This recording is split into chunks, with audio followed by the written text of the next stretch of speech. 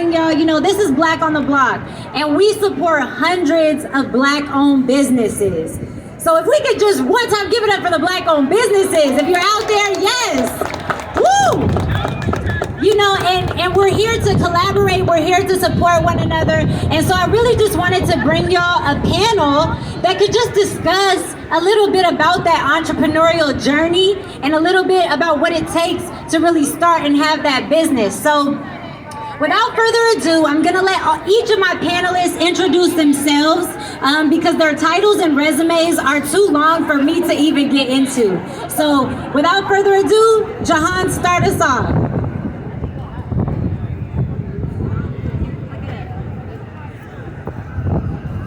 Hello? Oh. Michelle's voice is way more bright than mine, but my name is Jahan Sweet. I'm a music producer. I live in Los Angeles, Jacksonville, Florida. I'm from Jacksonville, Florida. Hi. Good afternoon, everyone. My name is Z-Star Thomas with Z-Star Rock Productions. I'm an event producer, brand partner, and excellence advocate. So glad to see everybody out here in Grand Prairie, home of Selena Gomez. Z-Star brought us to Texas last year. She's the main reason we've been able to flourish out here, so had to get Z-Star on the panel. Thank you so much, I appreciate that. Hey, what's up, everybody? My name is Corey Flex Artista II. I am straight out of Dallas, Texas, what I like to call Dallas Flexes. I'm an event curator, I'm a brand strategist. My background is in marketing, media, fashion, and also tech and real estate. I have a pretty extensive background, but yeah, I'm excited to be here to talk to you guys, and thankful for Black on the Block for providing this stage and this opportunity for us to share our voice and our story. Hey y'all, I am Lee Greer and I am a Dallas native as well. I am CEO of Body by Lee and owner of Elite Sports University. I have a background in biology and I just use that to implement health and wellness in minority communities and spaces. I'm so glad to see y'all out here today. This event is amazing. Thank you. We are so grateful, yes. So we got all our panelists, so we're gonna dive right in. Jahan. Got your mic? Yeah. All right. Now, Jahan was very humble, talking about, I'm just a music producer. I live in LA. This man is a 4-time Grammy awarded, 6-time Grammy nominated music producer, okay? Yes, that is not to be taken lightly. He's worked with a long list of celebrities. And so, first question, Jahan, how does one even become a Grammy Award winner? What is your journey and what did it take to kind of get there?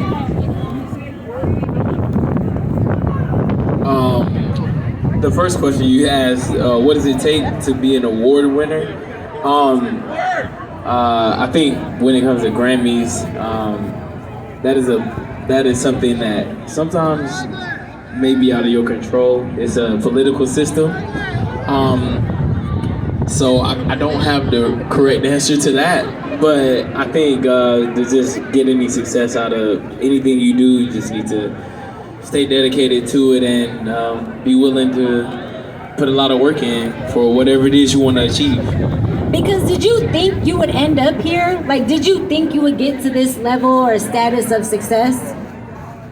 I've been playing piano since I was like 6, so I grew up playing piano.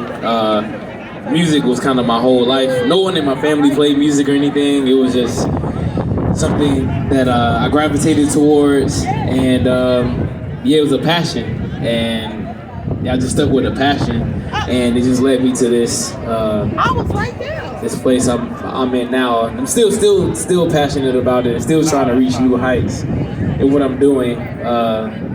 So to answer your question, did I think that I would be here? No, but I don't know what else I would be doing because I only was doing music my whole life. So it was this or nothing. I don't know. And I think that's the beauty of pursuing what you truly love and being all in. Because I think I know personally I've had a battle of there's so many things you can do, but you locked in early, and you just ran with it. So I think that's a beautiful story. And it's wow, from 6 years old, I would think probably 3 times that 10,000 hours or 10 times that 10,000 hours that you've put in doing your craft to then elevate and get to that level of success. So beautiful start, beautiful journey. Okay, Z-Star. So again, you are model, actor, director, event producer. I mean, you put on festivals pretty much every weekend. Y'all, I wanted Z-Star because I'm so grateful she's here because this is the busiest woman I know. Okay, she is always booked and busy. So just how did you get into that space? Again, you wear so many hats. What did that journey look like breaking into each space? You know, it is crazy because you mentioned the whole model. I was a tomboy growing up, so I never wanted to be a model. It was so funny how that worked. I used to skateboard and everything, so I was just out and I got discovered, and that led me to one of my passions I wanted to be, which is an actor. But at this space, at this time right now, I'm behind the scenes, directing and producing events. As far as getting into events, I used to manage recording artists. I started directing and producing music videos, and we needed events, so I started producing events. So it's kind of a long story, but you guys don't have time to be here. You want to eat and drink and shout out to Tequila with Friends. So anyway, so kind of fast forward, getting into the event space. I love entertaining people, and people on a day-to-day basis, we go through so many things, and when you come to any event that I curate or I just produce, I want you to forget about that and just have a really good time, you know what I mean? So that's pretty much how I got into that space. But thank you, shout out to Black on the Block, man. I'm so happy it's here. Shout out to Lainey and Shar, like they are amazing, and Deborah, yeah, absolutely. So good. You know, Z, I love your story because I always believe if it's not the thing, it's the thing that gets you to the thing. And there were so many things that got you to the things that you did. Oh yeah, including hardship. So not sure if we'll be able to touch it, on that. But no matter what, just always stay at it because anything great, it's not going to come easy. It really isn't. So you just got to stay at it and just persevere.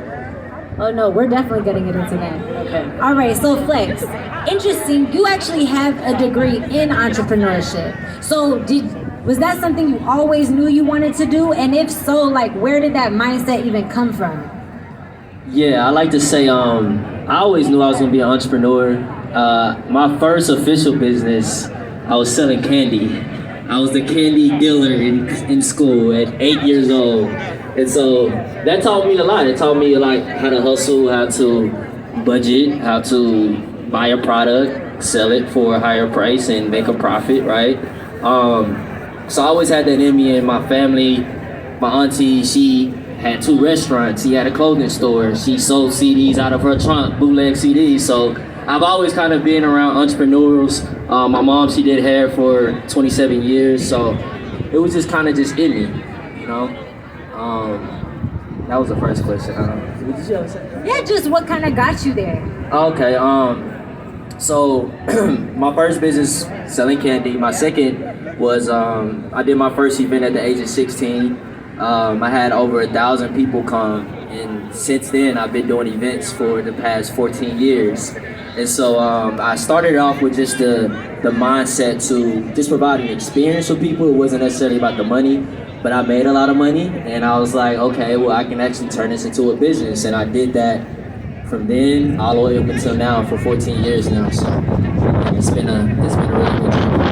And just that it started that young for you, because I think we all get taught, go to school, get good grades, get a good job, climb the corporate ladder. And not that anything's wrong with that. There's so many ways to skin a cat, right? There's so many ways to get to your destination. But I think to have started that young and have that role models in your family to see, I think that's kind of what, Black on the Block is trying to do and implement. Like I love seeing all the vendors with their kids.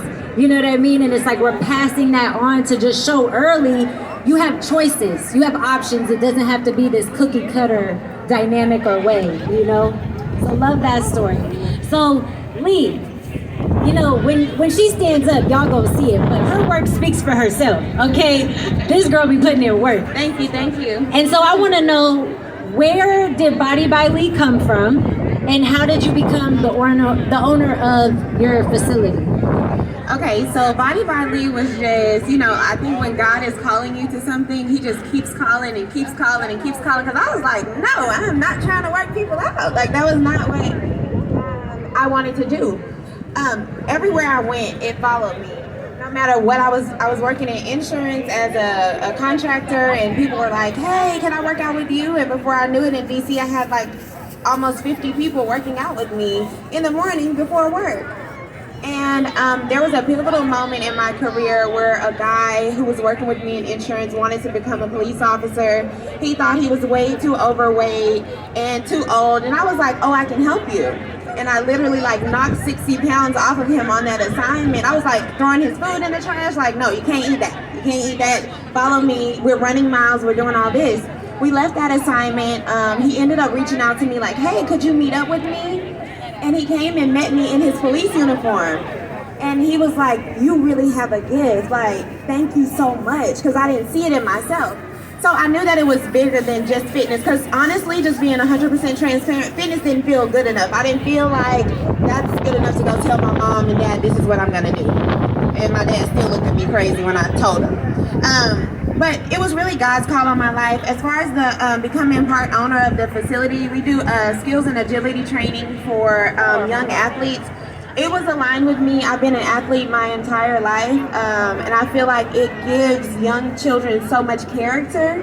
So I was there in the facility working for about 6 years, and my business partners were like, hey, you might as well come on the other side. There's no need in you being here and not adding a woman's touch to this facility. So it was just all alignment in God's plan, because it definitely was not mine.